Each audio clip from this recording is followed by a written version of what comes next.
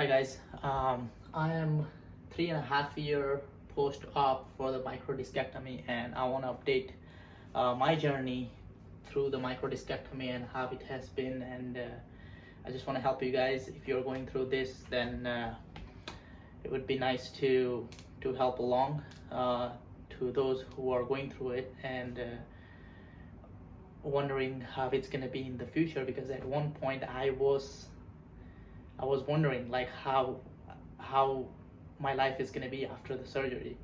So now it's been 3.5 years, and I'm going to talk a few points quickly and go through that. Hopefully that gives you some kind of ideas on what to expect and what not to expect. So I got surgery on 2019 October-ish, and then 2018 this October, so 2019, 20, 21, and we are in 22, about half a year gone. So 3.5 years.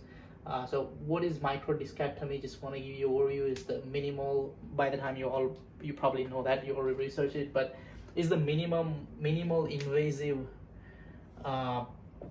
procedure to remove the part of the disc that is herniated. So what that means is that you have your disc, and this is like out layer of the disc. I'm sure you have researched it, but just kind of overview. And then your disc is torn because of extra activity or extra load. In my case was 135 pounds. The clean, as soon as I power clean it, it's just a lot of weight on my back instead of my thighs and hips. My legs is just like all on my back, and I ruptured the disc, and this disc was ruptured. So the fluid is coming out, it's pinching the nerve. This is the thick nerve that goes all the way down to the leg, and then the disc is herniated. So this is torn. This is completely torn disc. It's torn. Bulging disc is more of a like, it's bulged, it's not torn, it's still intact. The layer is still intact, and it's just pinching the nerve. Like this could go back inside if you do rehab, but this is not. Like this is, you have to remove the part of the disc, and that's, once they remove this part, that's what it's called, the herniated disc. So they removed it, and this is the cross section. Like if you slice my body through the half right here, this is what you would see. This is L4, L5, left side. This is L5, S1, so right side towards the right side. I'm sorry, this one is right. This one is left, so just left side. So this is the cross section of this one, and same thing. Just this is like from the bird eye view. This is the cross section of it. So I got MRI in June 16, 2020, and then I got recently MRI at Kaiser for just to comparison how I just want to see inside, like what's going on, because I started my own programming, and it has been helping me through it about 1.5 months. And then I started to get a lot of pain because I started to lift heavy weights, and my spine is not used to it after the surgery. So I hit about 225 pounds of squats, and after that like 250 pounds, and then I just felt pain. I pain a lot of pain on my right side, not the left side, and I kept doing it, hoping that it would get better. But I was doing rehab too at the same time, so I thought, but it didn't go away. So I got an MRI just to see what's going on inside, and then so on the MRI, L4, L5, right side, it says that disc is bulged. It's not herniated. So from herniation to bulge. So I'm assuming that, as doctors said, that it would form the tissues around here, this area between the two toughest ligaments, and it would try to heal it, and it will leave the gap between the nerve, this is the nerve, and the outside disc layer. The more I stretch, the more I do rehab, the better it feels. But I definitely need a lot of rest. I rested a lot. At one point I had to take a 1 week rest. No cardio, no activity whatsoever, just walking and just doing stretch and rehab. And then L5S1 left side is the disc bulge from herniation. So it's the same thing. My L5S1 on the left side also herniated, so now it's showing the bulge. So I'm assuming the same thing. The tissues have formed around, and because once the disc is ruptured, like once the disc is torn, fluid is coming out, this is never gonna go back. Like, it's not normal anymore. Your only bet is that the tissues just form around right here, it closes, and the more you stretch, these tissues will break down and leave the gap between the nerve, so it doesn't pinch anymore. That's the best bet. So that's what I got from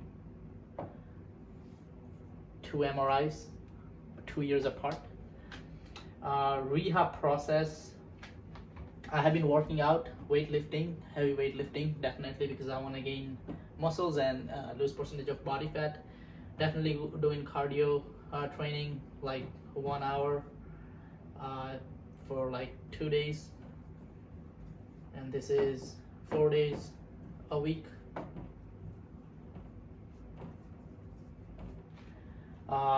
Rehab and before and after workout. So what I do is I would do cobra pose, cat pose, stretch, just like usual CrossFit stretch that people do before the CrossFit workout.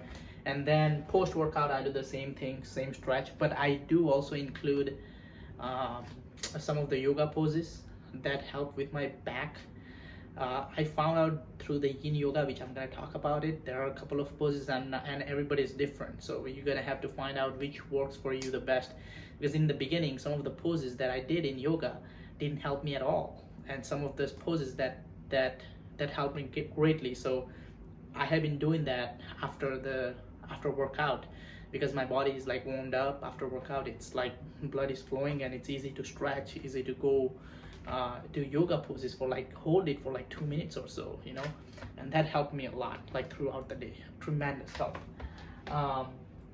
So before and after workout I did rehab about like 10 minutes or so 20 minutes added to my workout. And then nutrition training is very important. Like you want to make sure your macros are set. Not only it's going to help you build the muscles, but also like ligaments and joints inside your body is going to be thankful to you, because those needs nutrition as well. Your body cells, they need nutrition, so that's important. And the most important key factor up to now is the yin yoga from the Down Dog app. This is the best app. I previously talked in my video too. Those who are going through this bulge or herniated disc, thinking about the surgery, thinking about what they want to do, I would say just start with yoga. I'm 95% sure that you're gonna feel much better. You're gonna change your opinion, because this was like the turning point for me. I wish I had knew this before the surgery. If I had knew it, I might have avoided the surgery, because it's just that surgery was like, I just wanted to get through it. I just wanted to get done. It's just the mental thing that, oh, I got a surgery, it has to get better. I mean, if I had made up my mind before surgery, it's like, it's gonna get better, I'm gonna do everything I can, it would have gotten the same result right now, maybe better, because once it's open, that's it. It's not normal anymore. Feeling how I'm feeling right now, definitely I'm feeling better than before, because how do I explain this? Yes, there are pain here and there if I do heavy lifting and all that, but with yoga and continuous stretching, it goes away, and when it goes away, it feels 100% normal. Before, when the pain comes, it wouldn't go away. It takes so long. So you can see the graph of pain and time it's like the pain comes, and before it's like takes a lot of time to go down. Pain and time. Now if the pain comes, it's just go down really fast with stretching and yoga.